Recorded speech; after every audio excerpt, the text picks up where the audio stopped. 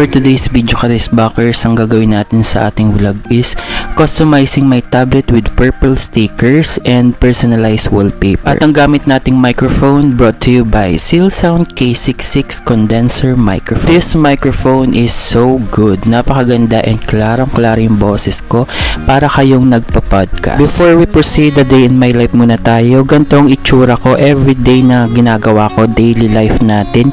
Ganto muna tayo, muni-muni muna tayo dito sa Tagaytay, appreciating the nature.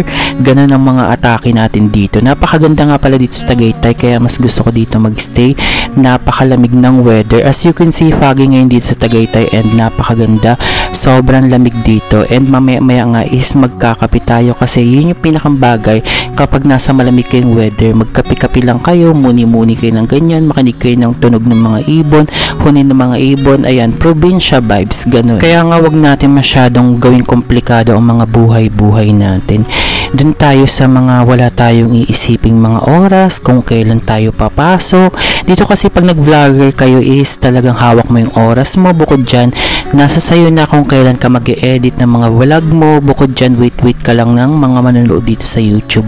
Ganun lang, wala masyadong persahan dito sa pagbablog and samahan nyo na rin ng pag-affiliate kasi sobrang ganda. Ako na nagsasabi, ang ganda ng commission ngayon sa TikTok, kaya talagang go tayo sa mga pag-a-affiliate. Bukod dyan, ang maganda sa pag-a-affiliate, papadalhan kayo dito ng mga free samples, kaya halos mapupuno nyo na ang bahay nyo sa mga pa-free sample. Kagaya ko, sa sunod nga magbablog ako ng lahat ng mga pinadala sa akin dito. Ang dami na talaga dito, kaya sa sunod ibablog ko yan para makita nyo yung mga ina-affiliate ko dito na iba-iba talaga. And meron akong sariling affiliate TikTok talaga na pang-affiliate lang. Ilalagay ko na lang dyan sa description. Kaya nga, kaysa magchismisan buong maghapon, maggawin nyo mag-affiliate kayo para may convert nyo yung pagchichismis nyo sa mga commission. And dito nga pala tayo Charisbackers, nasa labas tayo. Lumabas ako dito kasi nga, kung mapapansin nyo, ayan na yung mga fog dito sa Tagaytay. Kalat-kalat yan, pero sa camera is hindi masyado makita. Kala nyo lang is parang ulap-ulap, pero napakaganda. Yan yung fog dito sa Tagaytay. Napakaganda dito. And ngayon pala dito is nagpapaayos ng gate and mga ano dito, mga wall. Kaya hindi ko na masyadong binidyohan dito. At ayun na nga Charisbackers, magko-customize na tayo dito ng tablet. Ang gamit nating case is from Johnny Case and ang ating stickers dito is kulay purple. Ang maganda din sa purple stickers na to is napakadami niya and bukod dyan, widget ang style nito, kaya makakapili kayo ng iba't ibang design and para kayo nasa looban ng mga phone nyo, like mga application, kasi parang mga widget design siya. May mga clock, iba-iba, and may mga parang maliliit na quotes dito. And nagustuhan ko nga to, napakadami niya and sobrang dikit nito. Available na yan sa aking TikTok basket sa may aking affiliate. And ito pala is dalawang rolyo to, yung aking na ano, pero feeling ko isang rolyo lang is kasya na dito sa tablet. And ganito na nga pala, umpisa na natin ang paglalagay ng ating stickers. Ganito yung itsura na itong stickers na to. Kaya kung gusto niyo ng mga gantong stickers, maganda dito, iba-iba rin ang mga kulay nito. And para kayo talaga nasa looban ng mismong mga phone nyo, kasi parang siya yung mga widget na mga gadgets natin. Ang ganda nito kasi ayan, tingnan nyo, nako-customize. Ang maganda dito kasi sobrang plain lang kasi nitong Johnny Case na to, kulay gray siya and for sure madumihin tong gray na to, kaya nga nilagyan ko na rin to ng stickers para naman kakaiba rin tayo at talagang alam nyo na, para i-customize natin yung ating tablet din. Napakaganda niya nung stickers na ito, nagustuhan ko. Pinabilis ko nga pala to kasi nga para mabilis ang ating vlog, kasi nga medyo mahaba ang pagdidikit natin dito, kasi para tama and sakto talaga yung lagay ko ng mga stickers. And after nito, yun yung pinakang una ko, yun yung finished product niya, kung mapapansin nyo. Ang ganda ng stickers na to. Pati yung mga ano ko, nilagyan ko rin pala nito yung mga, yung Jisoo Life ko tsaka yung Botek is nilagyan ko rin to. Yung fan, turbo fan, nilagyan ko rin to. And yung mga case ko, nilagyan ko rin ng stickers na to kasi nga napakarami pang sobra sa aking tablet. Napakaganda ng case na to. Yung mga nagtatanong kung anong gamit kong case sa HonorPod X9, ito yung i-check out nyo sa yellow basket ko, ang Johnny Case. 200 plus lang to.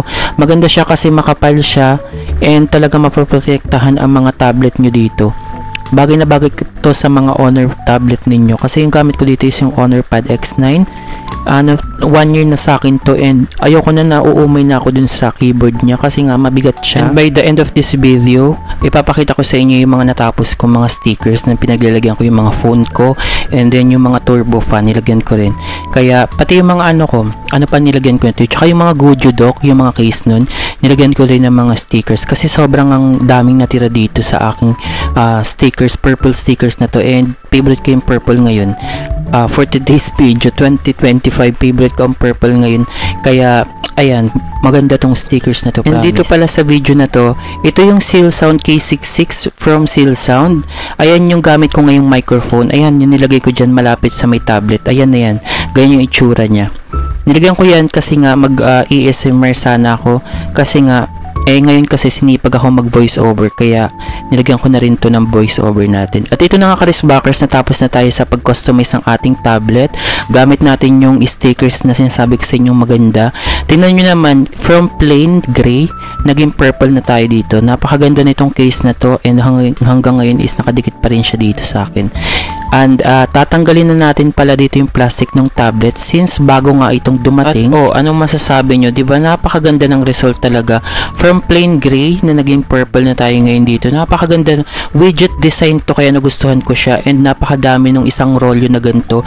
2 rolyo ang binili ko nito, kaya for sure marami pa akong paggagamitan nun. Kaya nga pinaglalagyan ko na yung mga Goju Dock Bluetooth headset, and then yung mga aking case na mga phone ko, mga Samsung and yung Apple ko. Ito yung ating itsura ng i-customize nating wallpaper mamaya. Ipapakita ko kung paano ko ginawa tong wallpaper na to. Nag-customize din ako ng wallpaper para bagay nga pala dito sa ating tablet. And this is it. Let me show you kung paano ko i-customize ang aking wallpaper.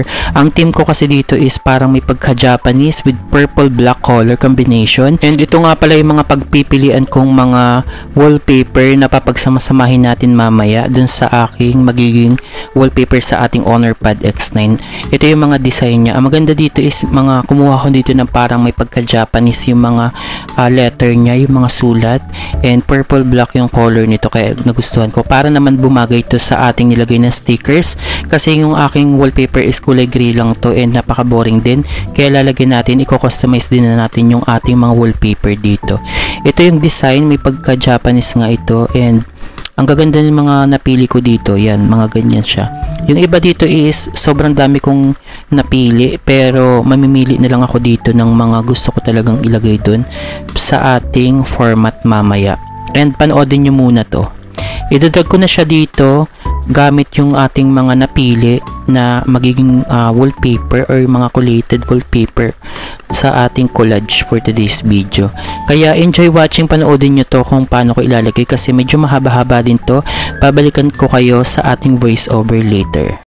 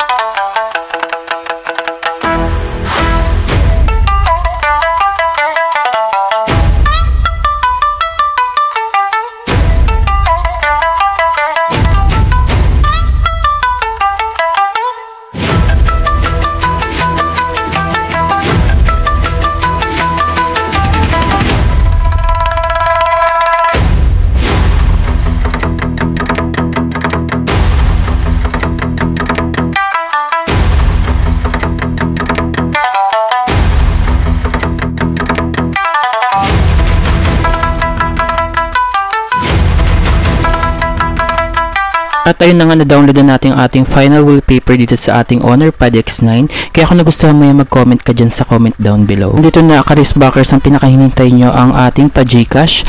Kaya panoodin nyo kung sino mananalo sa Wheel of Fortune.